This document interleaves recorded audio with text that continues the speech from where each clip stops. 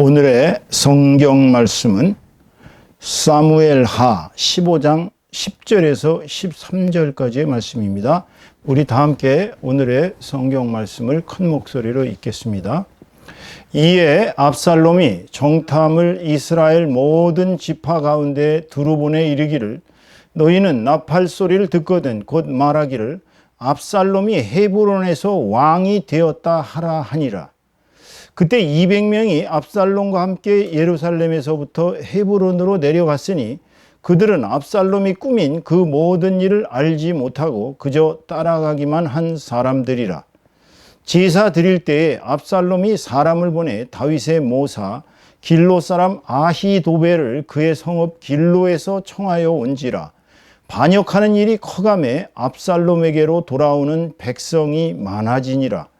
전령이 다윗에게 와서 말하되 이스라엘의 인심이 다 압살롬에게로 돌아갔나이다 한지라. 아멘. 아멘. 오늘은 이 사무엘하 15장 10절에서 13절까지의 말씀을 가지고 압살롬의 반란과 다윗 왕의 슬픔이라는 제목으로 하나님의 은혜를 함께 나누도록 하겠습니다. 성경 66권의 그 많은 내용들 중에서 오늘 이 본문에 나오는 압살롬의 반역, 다윗 왕의 슬픔, 아마 가장 슬픈 기사 중에 하나입니다. 이 성경은요, 정말 인간의 가질 수 있는 모든 일어날 수 있는 악한 일들과 또 인간의 가장 저열한 그런 어떤 인간성이 아주 저 밑바닥까지부터 시작해서 인간의 그 짐승과 같은 동물성, 이런 기사를 근친상간의 기사라든지 아니면 무슨 정말 윤간에 관한 그런 비참한 기사라든지 하여튼 너무나도 끔찍스러운 얘기로부터 시작해서 가장 하늘의 천사들보다 더 귀한 그러한 인간의 영혼 구원이라는 그런 주제에 이르기까지 온갖 기사들이 다 들어있어요. 그런데 이 기사들 중에서도 가장 슬픈 기사가 오늘의 본문 내용입니다. 여러분도 알다시피 다윗 왕은 이스라엘의 두 번째 왕이었습니다. 그는 하나님께서 당신의 마음에 합치되는 자다라고 말씀을 하시면서 얼마나 아끼셨는지 몰라요.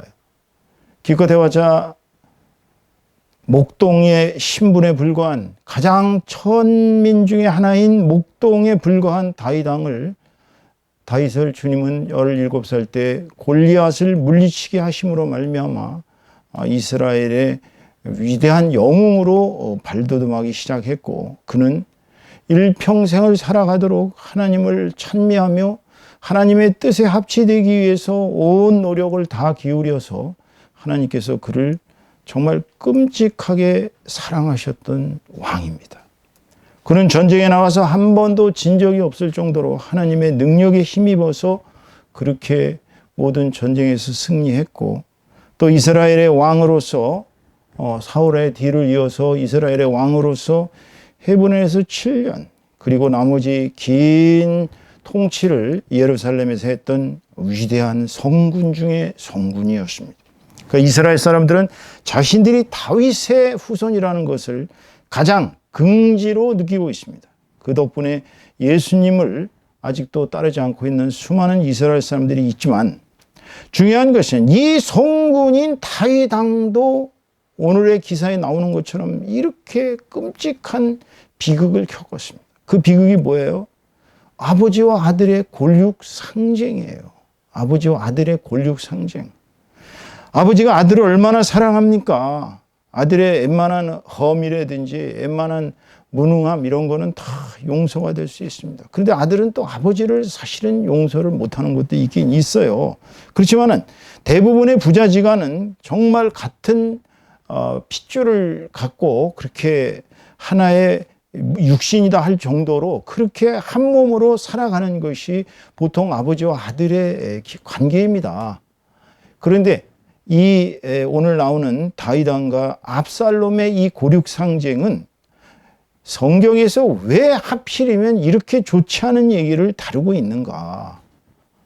왜 우리는 이 압살롬이라는 정말 아들로 얘기하면 가장 싸가지가 없는, 아버지를 죽이기 위해서 반역을 일으켰고 아버지의 여인들을 취했던 그런 근친상간, 정말 어찌 본다면 성경의 율법에 의하면 압살롬은 바로 죽어야 하는데 이런 끔찍한 죄를 저지른 이런 인간의 기사를 왜 여기다가 실었을까? 살부, 아버지를 죽이려는 모략, 음모.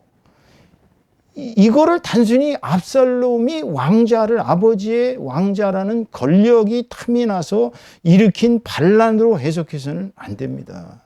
왜 그러냐?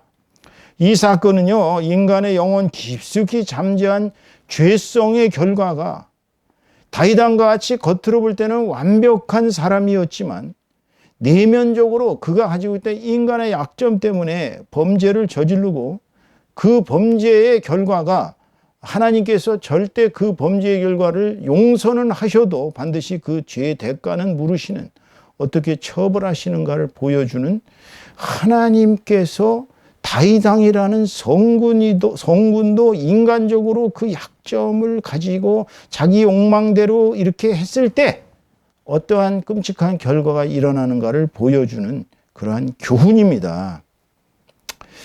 사실 아버지 다윗왕은 밧세바라는 자기의 손녀뻘 되는 그런 아주 어린 유부녀를, 그것도 유부녀를 간음했고, 그 남편 우리아라는 다윗왕의 30인 장군 안에 드는 위대한 영웅이었던 우리아라는 히타이트 사람입니다. 그런데 우리아를 그 살해한 죄가, 그 죄가 하나님의 처벌이라는 무서운 응징으로 나타난 것을 보여주고 있습니다. 사무엘하 12장 9절에서 12절까지 기사를 잠시 보겠습니다. 자, 이제 다윗왕이 우리아를 죽이고 나서 완전히 밧세바를 자기의 여인으로 취하면서 자기는 은밀하게 알고 있는 건 겨우 요압 하나, 자기의 총사령관이었던 군대 장관이었던 요압 하나만 알고 있을 것이다라고 생각을 했지만 바로 나단 선지자가 하나님의 음성을 듣고 그대로 와서 다윗에게 이렇게 얘기합니다. 그러한데 어찌하여 네가 여호와의 말씀을 업신여기고 나보기 악을 행하였느냐? 네가 칼로 햇사람 우리아를 치되 암몬 자손의 칼로 죽이고 그의 아내를 빼앗아 내 아내로 삼았도다.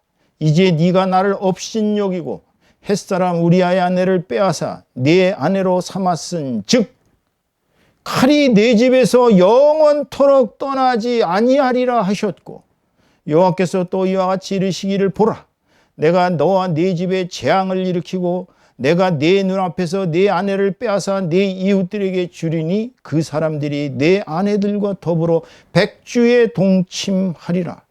너는 은밀히 행하였으나 나는 온 이스라엘 앞에서 백주의 이 일을 행하리라 하셨나이다 하니. 야, 정말 다윗왕이 이 하나님의 말씀을 대언하는 나단 선지자의 이야기를 듣고 바로 무릎을 꿇고 제가 죄를 범하였습니다. 그리고 회개를 합니다. 회개를 했지만 그래도 그 무시무시한 간음과 살인의 그 결과로서 너희 집에는 칼이 떠나지 않을 것이요. 너는 몰래 나도 모르게 하는 척하고서 했지만 백주 대낮에 온 이스라엘 보는 데서 이렇게 너는 당할 것이다. 이렇게 하나님은 무서운 예언을 나단 선지자에게 했던 것입니다. 그런데 이 압살롬의 반역은 처음엔 잘 나갔어요. 기세가 등등하게. 근데 압살롬의 반역은 실패했거든요. 군대 장관이던 요압은 압살롬을 살리라는 다윗의 명을 거역하고 죽여버렸습니다. 다윗은 슬픔에 빠져서 부하들을 매우 부끄럽게 만들었어요. 그리고 압살롬의 반역은 개인적인 감정으로 처리하면서 왕으로서 슬프게 울었습니다. 자, 사무엘하 18장 32절에 33절까지의 기사를 잠깐 보겠습니다. 왕이 구스 사람에게 묻되 젊은 압살롬은 잘 있느냐? 구스 사람이 대답하되 내 주 왕의 원수와 일어나서 왕을 대적하는 자들은 다 그 청년과 같이 되기를 원하나이다 하니, 죽었다는 얘기죠. 왕의 마음이 심히 아파 문 위층으로 올라가서 우니라. 그가 올라갈 때에 말하기를 내 아들 압살롬아, 내 아들 압살롬아, 차라리 내가 너를 대신하여 죽었다면 압살롬 내 아들아, 내 아들아 하였더라. 참, 저도 이 기사 읽으면서 얼마나 울었는지 모릅니다. 여러분, 비록 반역을 한 자식, 아버지를 죽이고자 반란을 일으켰던 이 압살롬의 죄는 미웠지만 인간적으로 보면 압살롬은 다윗 왕의 가장 사랑하는 아들이었어요. 그런데도 압살롬이 반역을 일으키고 나서 그는 개인적인 감정으로 압살롬에 대한 압살롬의 죽음을 너무나 슬퍼하다 보니까 요압을 비롯한 모든 부하들이 되려 압살롬을 죽인 것 자체가 압살롬의 반역을 저지하고 왕국을 다시 다윗에게 돌린 것을 부끄럽게 생각해야 될 정도로 그렇게 다윗 왕은 처신을 잘못하고 있는 것입니다. 여러분, 왜 압살롬이 반역자가 되었을까요?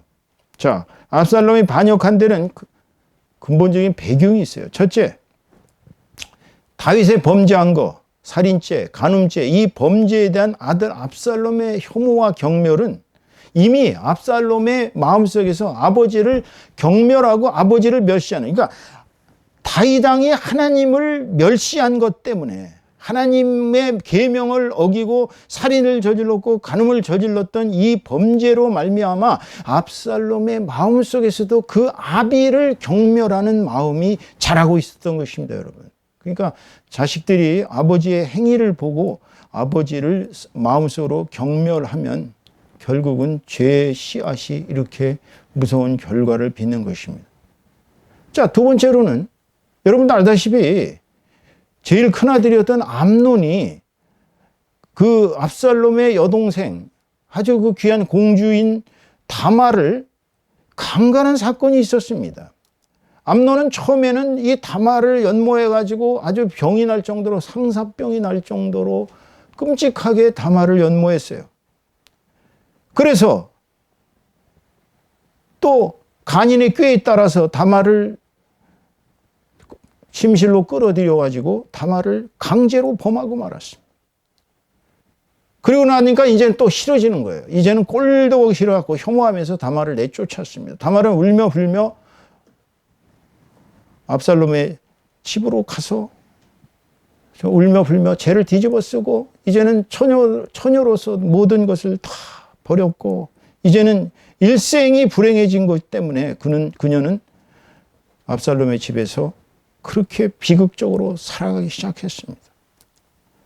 압살롬은 그 사건을 듣고서 속에서 무서운 정말 복수의 감정이 자라나고 있었지만은 그래도 아버지께서 왕이니까 처벌하겠지라고 기대를 했었던 것입니다.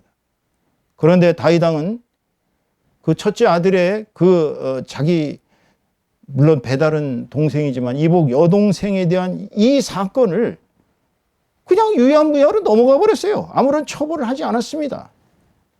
그럼 압살롬의 마음속에서 뭐가 일어나겠어요? 아, 아버지는 율법도 필요 없구나. 원래 이렇게 자기 여동생을 어찌되거나 근친상간하라는 이 죄는 율법에 의하면 그냥 죽여야 됩니다. 바로 사형이에요. 설령 자기 자식을 죽이진 못한다 할지라도 아버지 다윗 왕은 암논을 엄하게 처벌했어야 됩니다. 하다못해 유배를 멀리 보내든지 아니면 태형을 쳐서라도 이런 끔찍한 사건에 대한 강력한 국민들 전체에 대해서 처벌을 했어야 됩니다. 그런데 그는 아무런 처벌도 하지 않고 유야무야로 넘기니까 이때 압살롬은 마음속에서 이제는 율법도 안 되고 아버지가 왕인데도 처벌을 하지 않으니까 이제는 내가 처벌해야 되겠다. 이제 사적인 복수심이 자라난 것입니다. 결국 그는 자기 형을 자기가 양털 깎는 그 행사, 거기 그 이스라엘에서 양털 깎는 행사가 굉장히 큰 행사입니다.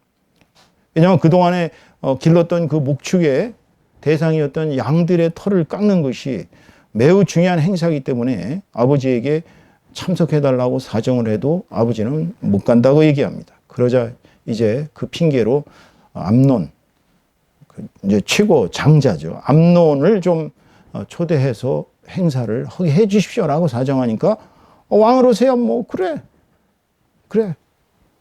내가 보내줄게. 그래서 암논에게 야, 너 압살롬에게 가서 그 양털 깎는 행사에 참여해라.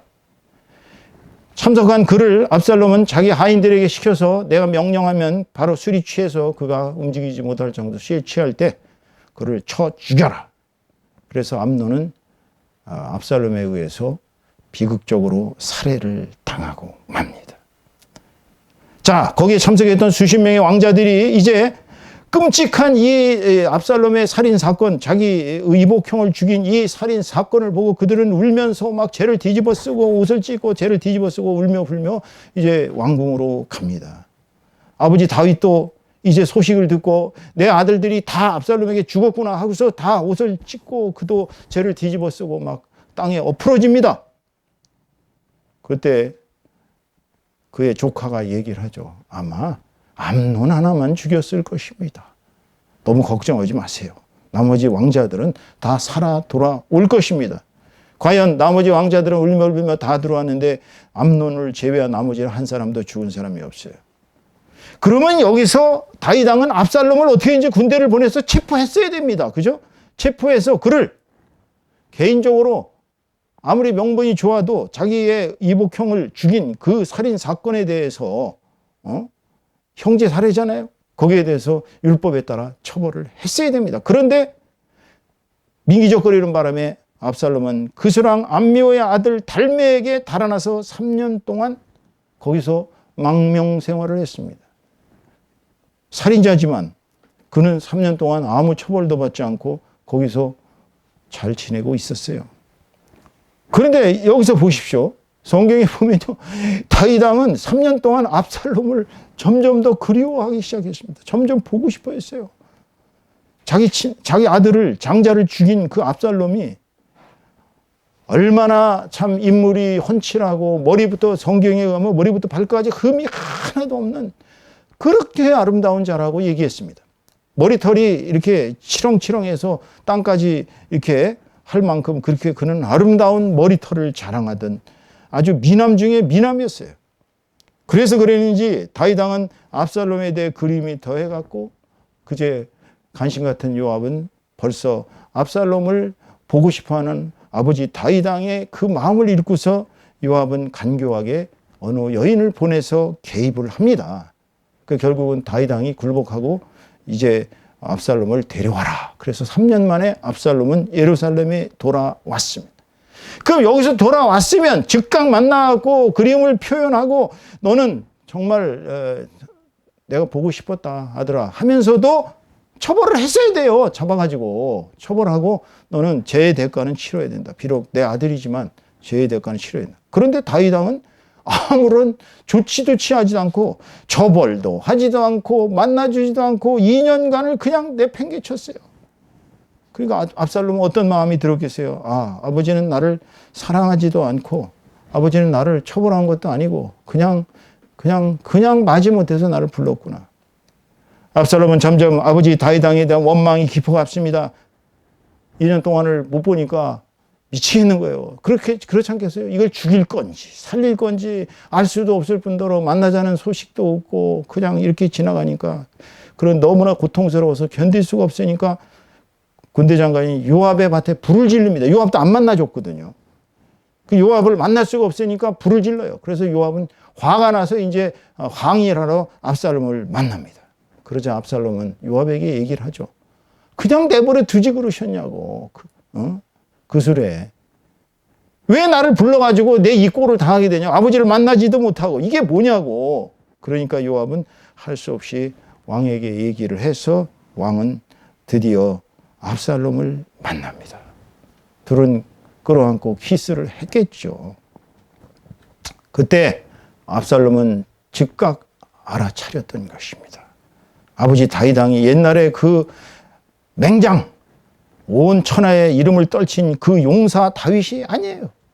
이미 밧세바와 더불어서 이제 인생의 향락과 즐거움과 인생의 모든 단맛을 다 알게 된 아버지 다윗 왕은 노쇠했을 것입니다. 그리고 총기 등이 사라졌어요. 총기가 사라져서 이렇게 얼굴을 보는 순간 압살롬은 두려워서 이렇게 무릎을 꿇고 아버지에게 굴복하기보다는 이 양반은 안 되겠구만. 저래가지고는 도저히 이 나라 다스릴 수가 없겠구만. 안 되겠다. 차라리 내가 왕을 해야 되겠다. 아버지를 대신해서. 그런데 아버지가 과연 살인자인 자기를 왕위를 물려줄진 않을 걸 뻔히 알고 있었죠. 또 이미 바세바의 아들인 솔로몬에게 왕위가 넘어가기로 돼 있다는 사실을 그는 알았을 것입니다. 소문에 의해서든 아니면 왕의 마음이 솔로몬에게 있다는 걸 알았을 거예요. 그래서 그는 왕위를 빼앗기로 결심하고 이제 민심을 장악하는 그런 모사를 꾸미기 시작합니다. 그의 민심을 장악하는 그 모략은 아주 대단한 바가 있었어요. 왜냐하면 궁궐 앞에 앉아가지고서 오는 사람들마다 이렇게 키스하면서 포옹하면서 형제여 잘 왔다. 왕이 구체적으로 너의 그 재판을 할 수가 없으니까 내가 해주마. 해가지고서 오는 사람들마다 다 그렇게 반갑게 대하면서 일국의 왕자, 제일 큰 왕자죠. 당시에는 암논이 죽었으니까. 그러니까 사람들이 이렇게 아름다우신 왕자님께서 나를 이렇게 안아주시고 나의 소원을 들어주시고 나는 이분을 지지할래. 그러면서 마음이 점점 사람들이 압살롬에게로 향하기 시작했던 것입니다. 그래서 몇 년 동안을 공작을 하니까 수많은 추종자들이 생겼습니다. 그러자 그는 다윗 왕에게 얘기하죠. 제가 여호와 하나님께 제사를 드리기로 이미 결심을 했기 때문에 저를 헤브론으로 보내주세요. 왕자가 예루살렘에서 헤브론으로 마음대로 가는 게 아니거든요. 원래대로 하자면 그는 예루살렘의 연금당에 있어야 하죠.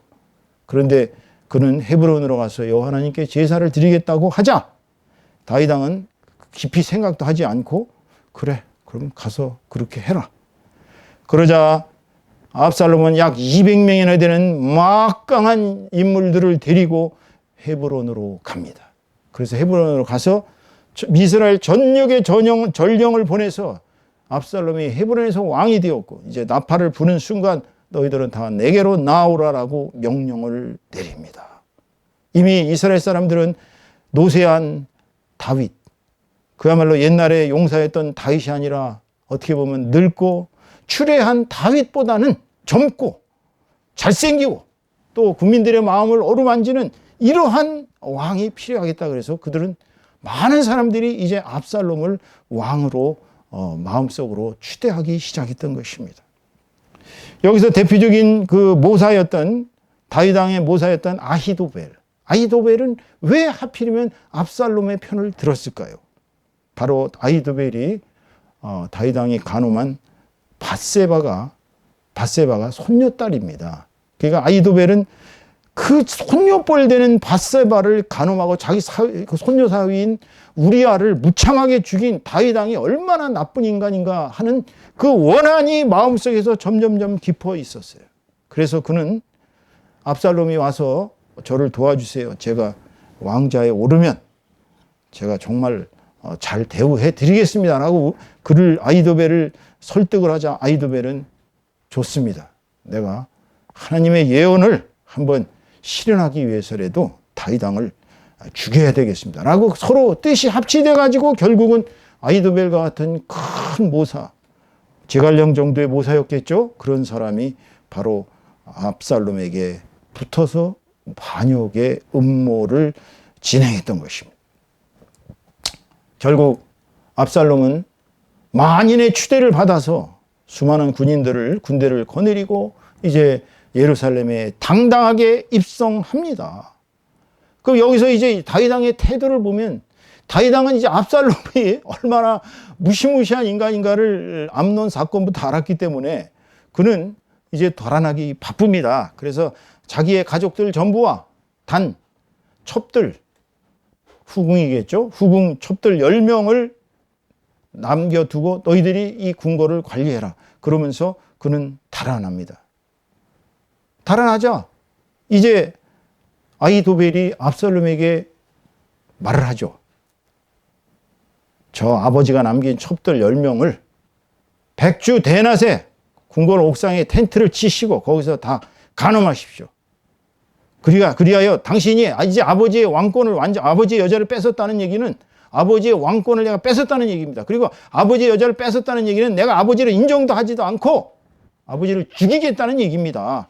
그렇게 자기가 행동을 함으로 말미암아 온 이스라엘 천하가 이제는 압살롬과 다윗 왕은 도저히 같이 갈 수 없는 자, 서로 간에 죽고 죽이는 그러한 관계라는 걸 선포하는 것이고, 압살롬이 드디어 왕권의 모든 것을 차지했다는 걸 과시하는 것이고, 또 하나님의 예언이 압살롬을 통해서 성취됐다는 것을 만천하에 과시하게 되는 것입니다.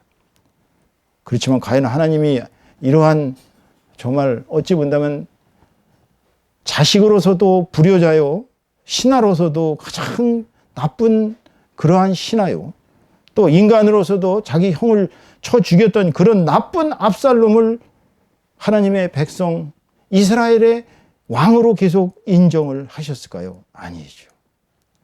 하나님께서는 다윗 왕을 버리지 않으셨습니다. 왜냐하면 그는 계속 회개를 했기 때문이고, 또 다윗 왕이 보낸 아히도벨의 후세에 의해서 모사인 후세를 통해서 아히도벨의 기가 막힌 계략이 좌절되게 합니다.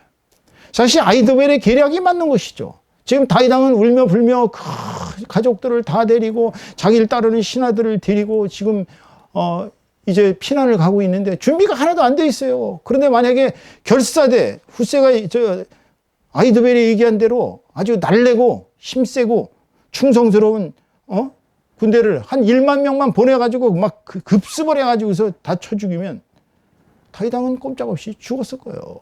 그러나 하나님께서는 후세의 계략에 의해서 아히도벨의 계략을 압살롬이 받아들이게 함으로 말미암아 전국에 있는 수많은 군대들을 다 불러 모아가지고 그 아버지가 그 위대한 용사고 그 옆에 있는 사람들은 대단한 용사들이니까 당신은 이제 준비를 철저히 해서 온 천하에 군대들을 다 끌고 가서 싸워야 아버지를 이길 수 있습니다. 아버지는 용맹한 사자 같은 사람이기 때문에 비록 지금 늙었어도 이렇게 얘기하니까 압살롬도 한편으로 아버지가 겁이 났겠죠. 그래서 결국은 후세의 계략을 받아들임으로 말미암아 몰락하게 된 것입니다.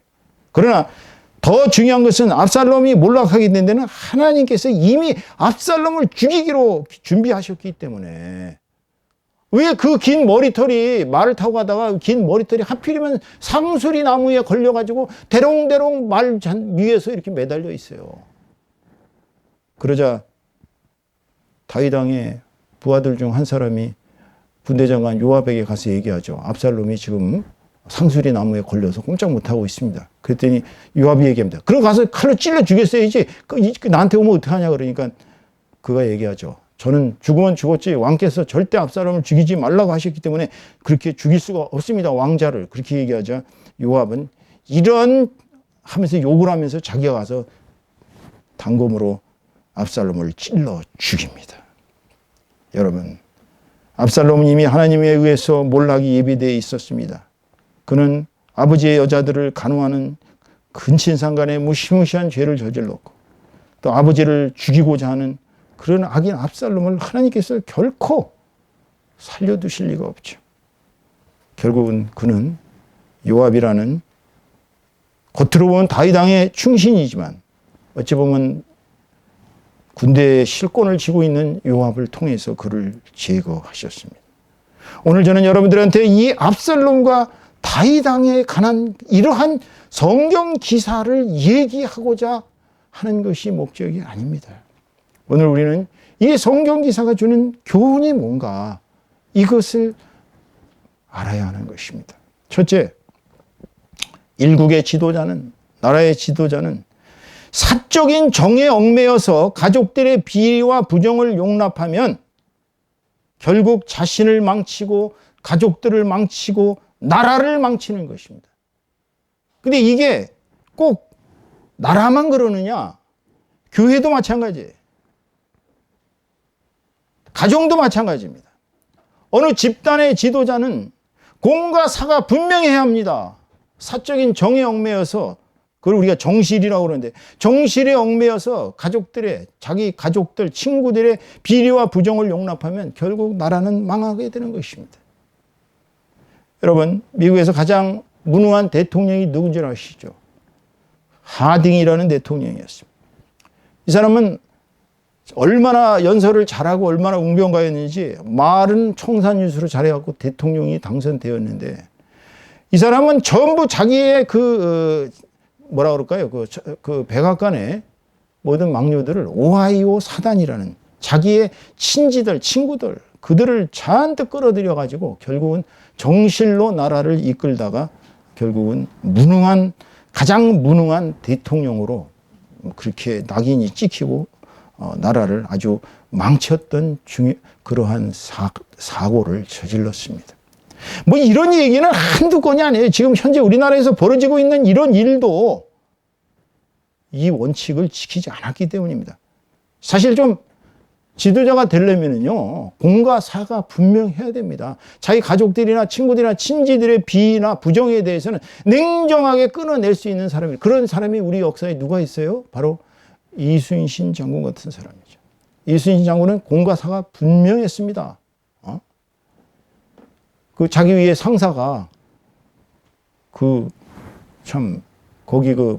관청에 있는 오동나무를 잘라서 그거를 자기가 검은고로 만들겠다고 자르라고 그러니까 이순신이 막죠. 절대 국가의 것은 개인이 마음대로 자를 수가 없습니다. 결국 곤욕을 치르고 나중에 그 인간의 모함으로 말미암아 이순신 장군은 좌천되고 많이 고난을 겪었지만 결국 그는 어떤 경우가 있어도 공과 사가 분명했습니다. 여러분, 왜 중국 그 거대한 땅을 잃어버리고 대만으로 쫓겨갔습니까? 바로 국민당 정부의 장개석 본인과 장개석 자신 주변에 있는 사람들, 그 부정과 부패가 공산당에게 모든 무기를 다 헌납하게 만들고 결국은 망해서 대만으로 쫓겨갔습니다. 일설에 의하면, 이건 확인되지 않은 사실입니다만, 장개석 총통은 대만에 가서 이를 갈았습니다. 왜 중국 땅을 잃어버리느냐, 대륙을, 국민당이. 그것은 바로 부정부패입니다. 그래서 그는 자기의 가족들, 자기의 친척들부터 만일에 부정부패를 저지르면 처형하겠다고 공개적으로 선언을 했는데, 며느리 하나가 뇌물을 받아서 아주 어마어마한 비싼 목걸이를 차고 있는 것을 발견하고 그 자리에서 총을 꺼내서 사살했다고 합니다. 그 뒤로부터 대만은 부정과 부패가 사라지는 계기가 되었습니다. 여러분, 지도자는 상과 형벌을 반드시 공정하게 행해야 합니다. 가족들이나 친지들이 죄를 그냥 지어도 용납해버리면 결국 압살롬의 반란 같은 끔찍한 일을 당하게 되는 것이죠. 여러분, 역사에는 이런 일이 얼마나 많은지 모릅니다. 자기가 좋아하는 사람, 자기가 사랑하는 사람, 자기가 모든 정을 준 사람에게 권력을 넘겨줬다가 망한 인간들이 하나둘이 아니에요. 우리나라도 지금 굉장히 위험한 상황에 처하고 있습니다. 바로 지도자의 이 공정치 못함. 정말 공정하지 못한 지도자는 가족들을 다스리지 못하고 가족들이나 친지들을 다스리지 못하면 이런 압살롬의 반란 같은 끔찍한 일을 당하게 된다는 것을 저는 분명히 말씀드릴 수 있습니다. 세 번째로, 오늘의 기사에서 배울 교훈은 지도자는 항상 하나님의 계명, 법, 도덕, 관습 등을 철저히 본인부터 솔선수범해서 지켜야 하며 자신의 죄성을 씻어내기 위하여 늘 하나님께 예배하고 말씀 읽고 묵상하면서 기도에 쓰는 사람이래야 합니다. 하나님과 1대1로 지도자는 반드시 연결되어서 하나님의 뜻대로 살아가야 하고 뜻대로 통치해야 하는 것입니다. 그리고 지도자가 어떤 상황이 발생했을 때 나라의 위기가 부닥쳤다. 그러면 분명히 내가 뭔 잘못을 했기 때문일 것이다. 자기 자신부터 죄를 엄격하게 그렇게 자기 자신부터 처벌하는, 자기에게는 엄격하고 남에게는 관대한 그러한 사람이 돼야지, 자신 하나도 회개도 않고 맨날 남의 타령, 전 정부가 잘못해서 그래요. 저 사람이 잘못해서 그래요. 내 막료가 모자라요. 국민들이 좀 무식해서 내 말을 못해. 이런 식으로 자신부터 회개하고 반성하지 않고 하나님께로 돌아가지 않고 공과사를 분명히 하지 않으면, 그리하여 만인들이 납득하는 처신을 하지 않는다면 오늘 압살롬의 반역과 같은, 반란과 같은 끔찍한 고륙 상쟁의 결과가 빚어질 수 있다는 것을 우리는 분명히 말씀드릴 수 있는 것입니다.